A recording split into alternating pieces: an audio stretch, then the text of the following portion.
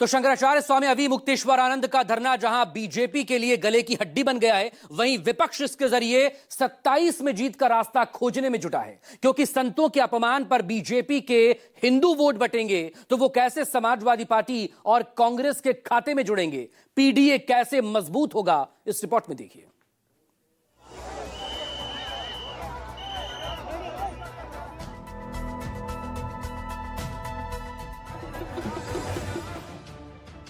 शंकराचार्य के अपमान पर संग्राम, हिंदू वोट बटेंगे, पीडीए में जुड़ेंगे। भारतीय जनता पार्टी है, उसकी किरकिरी हो रही है, उसके वोट हर क्षण कम होते चले जा रहे हैं। तो ऐसे में जो बीजेपी का व्यक्ति होगा वो तो बीजेपी के लिए चिंता करेगा ना कि मेरी पार्टी का किरकिरी हो जाएगी, मुझे कुछ करना चाहिए। स्वामी अविमुक्तेश्वरानंद का यही बयान बीजेपी की चिंता बढ़ा रहा है। उसे हिंदू वोट बैंक में सेंध का खतरा सता रहा है। सीएम योगी के कालनेमी कहने से मामला इतना गर्मा गया है कि साधु संत भी बटे नजर आ रहे हैं। इस सरकार का एक नारा है, सबका साथ सबका विकास, परंतु इसी सरकार में सबका साथ सबका विकास कितना हो रहा है हर व्यक्ति दे सकता है। शंकराचार्य स्वामी श्री मुक्तेश्वरानंद सरस्वती जी के साथ जो दुर्व्यवहार हो रहा है, यह समस्त हिंदू जनमानस का साथ दुर्व्यवहार हो रहा है। वो इतनी बड़ी बात कह रहे हैं तो इसके पीछे का मूल कारण है केवल वो सनातनियों का जो अपमान हुआ है, जो उन बच्चों का अपमान हुआ है, जो सीखा खींचा गया है, उसके पक्ष में कह रहे हैं। आप समझिए, SC ST व्यक्ति को अगर कोई बोल देता है, केवल बोलने मात्र से उसको जेल हो जाती है, सजा हो जाती है।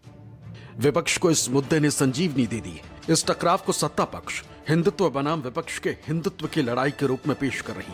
पोस्टर वॉर भी छिड़ गया है। संदेश साफ है कि बीजेपी सत्ता में रहते हुए संतों का सम्मान नहीं कर पा रही। बीजेपी को घेरते हुए पहले समाजवादी पार्टी ने लखनऊ में पोस्टर लगाया, लिखा कि संतों का अपमान नहीं सहेगा हिंदुस्तान। अखिलेश लगातार इसी लाइन पर आक्रामक है, तो अब कांग्रेस ने भी पोस्टर लगाया है। मनुस्मृति और रामचरितमानस की चौपाई का जिक्र किया है।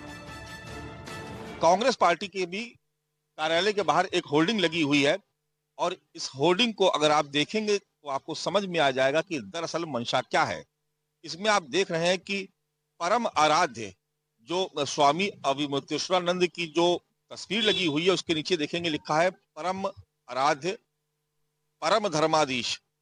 इस तरीके से उनके बारे में संबोधन किया गया है और उसके बाद ऊपर मनुस्मृति का एक श्लोक देखिए। विपक्ष का जोर ब्राह्मण, संत समुदाय और धार्मिक संस्थानों तक संदेश पहुंचाने पर है। शंकराचार्य के साथ सहानुभूति दिखाकर समाजवादी पार्टी और कांग्रेस ये संकेत दे रही कि वो धार्मिक अस्मिता के साथ खड़ी, ताकि बीजेपी जिस हिंदुत्व के बूते जीत का दावा करती है उसमें सेंध लग सके। वो महादेव के स्वरूप है, निश्चित उनके सामने लोग दंडवत करते हैं। अब उनको भी प्रताड़ित करा रहे हैं योगी आदित्यनाथ। बच्चों की शिखा चुटिया पकड़ के खींचा जा रहा है, गेरुआ वस्त्र फाड़ा गया, अभी वो बैठे हैं बाहर। तो निश्चित तौर से पूरी तरीके से ये जनता के सामने अब इनकी सारी असलियत खुल गई, एक्सपोज हो चुके हैं, जनता समझ गई। बीजेपी जानती है कि साल 2024 के चुनाव में पीडीए ने उसका समीकरण बिगाड़ दिया था।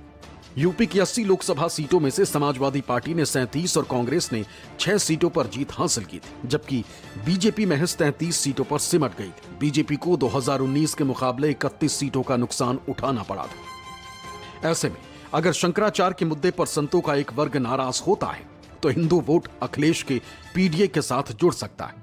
अखिलेश भी इसीलिए शंकराचार्य के समर्थन में खड़े दिख रहे हैं, तो कांग्रेस भी प्रदर्शन कर रही, बीजेपी को घेर रही।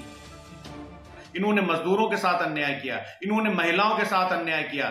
जिस अहंकार में इनके मंत्री पुत्र ने किसानों के ऊपर जीप चढ़ा करके लखीमपुर में उनकी हत्या की, ये इस देश की जनता देख रही है। और इस देश के किसान, मजदूर और महिलाओं के साथ साथ अब संत समाज के साथ जो दुर्व्यवहार भारतीय जनता पार्टी की सरकार कर रही है, ये इस देश की जनता देख रही है। पूरे विश्व को सनातन धर्म के मानने वाले देख रहे हैं। उत्तर प्रदेश में भारतीय जनता पार्टी की जो कलई है वो खुल चुकी है। मुख्यमंत्री जी भले ही वो योगी की वेशभूषा में है, लेकिन उन्होंने जिस तरीके से संतों का अपमान किया है, इसे कोई भी बर्दाश्त नहीं कर सकता।